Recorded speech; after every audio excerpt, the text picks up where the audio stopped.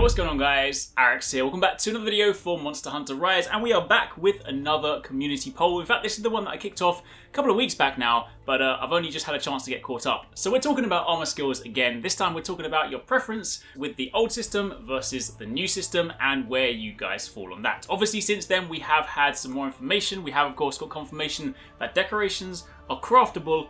Thank you, Capcom.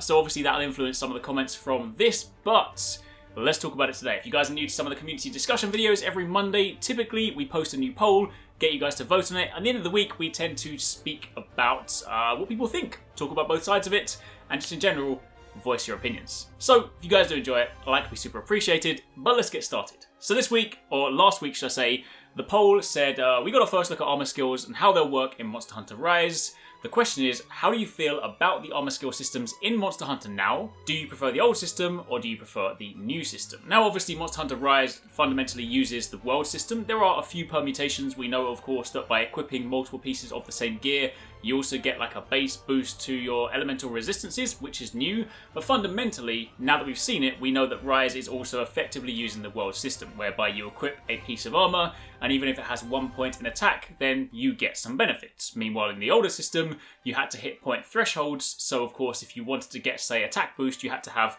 10 points in something for it to even activate. So that's kind of the big discrepancy.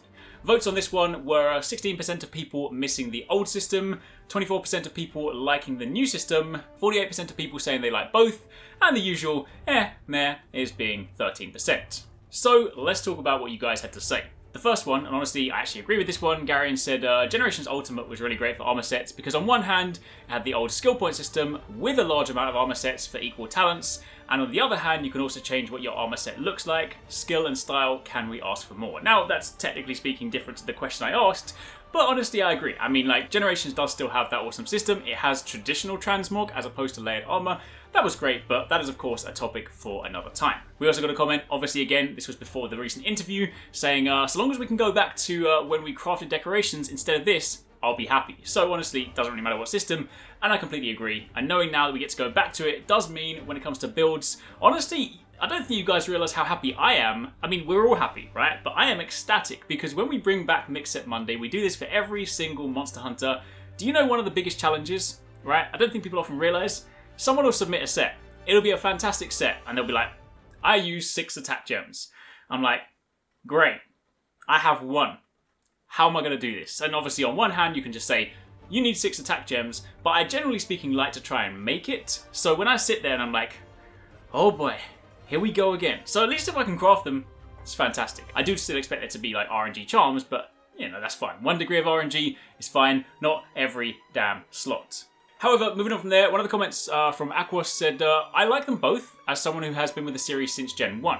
I do miss the complexity of the older system where you want to squeeze out every single point you can to activate all the good skills and remove the negative skills. World system is simple in comparison in that there is no negatives, and with everything being live, your choices become, do I want to push critical eye level 7 or stop it around 5? It's also fun from another kind of min-maxing perspective. With the old system, I did find myself using third-party programs to help me make my mix sets by inputting the RNG charms I had in my possession, since decorations were the static craftables back then. To be honest, I'm really not a fan of the decorations being RNG, because of course it adds an excessive, needless grind that we haven't had to do before. Farming for a single good charm across multiple armor sets was still a grind, but it was just 1 piece before as opposed to many for 1 set. Again, completely agree. You know, that was the one thing that I've always said before. You know, like some people often say, well, RNG charms, RNG decorations, isn't it kind of, apples and oranges or whatever the description is? And exactly to that point, the difference being that was one thing you had to grind for. And I always found that in the past, if you were missing a charm, while obviously yes, it's still integral to your build, it wouldn't completely and utterly remove your ability to build that build. You could still get, say, like 90% of the way there or 80% of the way there and have it functional. Meanwhile, if you completely lack all the decorations, you are completely and utterly bought. But yeah, I mean, that's one of the things. I agree. There's definitely some fun and nuance to the different sides of them. Obviously, the older system did have a bit more complexity. One of the things that I did actually really enjoy about the older system as well was just the variety of armor it allowed you to use, because there would be lots of pieces in the older games that would have, say, a point in attack or a point in, I don't know, critical eye or whatever it is you wanted. So whereas in World, if you want to get like this hyper-specific set, you use XYZ pieces. In the older games, if you wanted to get those skills, you look at something like the the armor set builder application. There were like 10, 20 different ways to get to the same build sometimes. So often in the past, I would just pick an armor piece that I liked visually and be like, I'm going to make this set work with this helmet regardless. And to a degree, you can do that in World, but not quite the same. So honestly, there's benefits to both. I think the new system 100% makes more sense to a lot of people and is definitely easier to grasp. Put a slot in or put a decoration in, equip a piece of armor, get benefit from it. Meanwhile, the kind of min-maxing sort of puzzle-solving element of the older system, I do still kind of miss. One of the comments said, I learned the hard way in older Monster Hunter games that you must sacrifice looks for skills, especially in the first half of low rank. Yes, definitely. I don't know if you guys have seen that meme before where it's like, I'm trying to get all these different skills and you've just got like a mishmash of armor. 100%. Sometimes you just had to do the stint in the ugly armor. Then another comment said, I much prefer the old system compared to what we have in World. Having 15 skills in our armor just enforces running meta sets, because if you can fit, max critical eye, weakness exploit, and crit boost on top of all the other skills you want, why would you not? You are gimping your damage to be off meta. Where in the old game, since in G rank you had like 5 skills, you didn't need to run those skills because it would be insanely difficult to fit them all in, and with the weapon skills for your weapon or kind of comfort skills. I'll be fine with the new system if they clamp down on the number of skills we can have per set to kind of a normal number, so making it so that a set has more of a choice to it. And again, completely agree. There is one fun aspect to it, especially when you get some of the end game sets where you just see your skills go like, you've got this insane list. There is something slightly satisfying about just seeing that, but I do completely agree. On the flip side, it's like, at least in the old games, you really have to think, what are my most important skills? I need to have critical eye, because I'm running this build, but I can maybe not put attack boost in here. Or I need to have, mind's eye because of X, Y, and Z reason. So, you pick your primary skills, you kind of slot those in and you build around it. Whereas, exactly to that point, whereas in World, you do have a lot of ability to add skills, but then it just doesn't suddenly become a case of why has your armor set only got 3 skills?